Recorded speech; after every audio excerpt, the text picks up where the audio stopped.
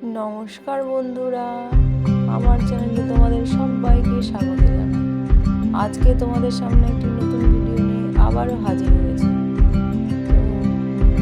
আর তোমাদেরকে একটা কথা বলছি, তোমরা যদি কেউ আমার চ্যানেলে নতুন হয়ে থাকো, প্লিজ আমার চ্যানেলটিকে সাবস্ক্রাইব করে আমার পাশে থেকো, আর লাইক কমেন্ট করবে, শেয়ার করতে ভুলবে না। তো দেখতেই পাচ্ছ আমি একটু মান নিয়েছি, মানগুলোকে মানের উপরে খোসাটা ছাড়িয়ে নিয়েছি, ছাড়িয়ে নিয়ে ছোটো ছোটো করে পাতলা পাতলা করে কেটে নিয়েছি। আর এদিকে আমি নিয়েছি সরষে, একটু লং, 4টে কাঁচা লঙ্কা। এবার আমি দেখা যাক আমি মানটাকে ভালো করে ধুয়ে নেব। এবার শিলনোড়াতে এটাকে বেটে নেব।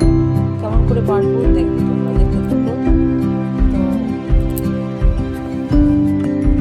তো শিলনোড়াতে আমি শিল দিয়ে প্রথমে একটু থেতো করে নেব।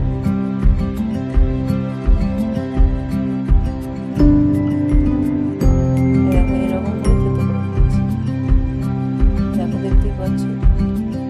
আমি আবার পরেরটাকে এইভাবেই থেতো করে নেব।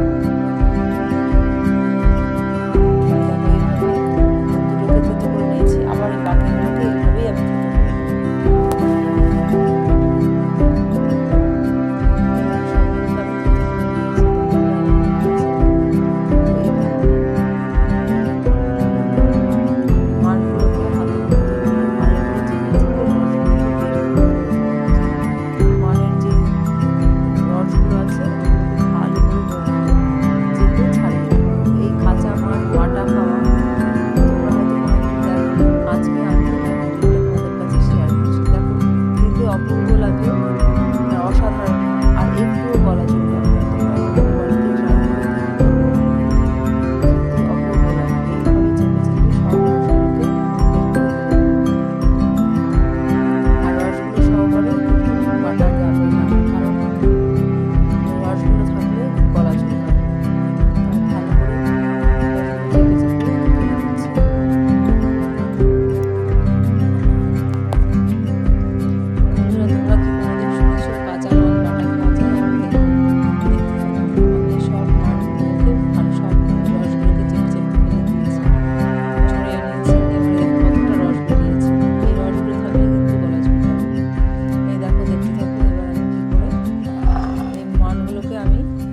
দেবো না, মিক্সিতে দিলে জল দিতে হবে, জল দেওয়া যাবে না। তো আমি শিলনোড়ায় ভালো করে বেটে নেবো। এই দেখো আমি মিহি করে বেটে নিয়েছি, দেখো কেমন হয়েছে।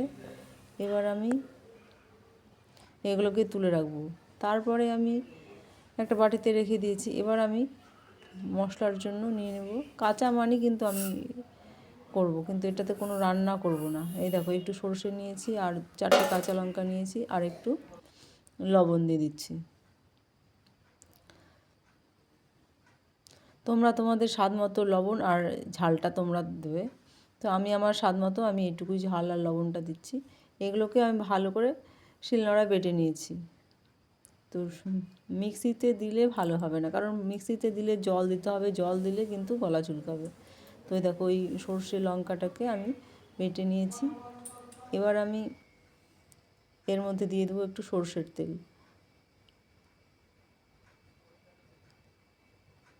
আর এইদিকে এগুলো ভালো করে আমি মেখে নেব। দেখো বন্ধুরা কেমন হয়েছে, দেখতে থাকো।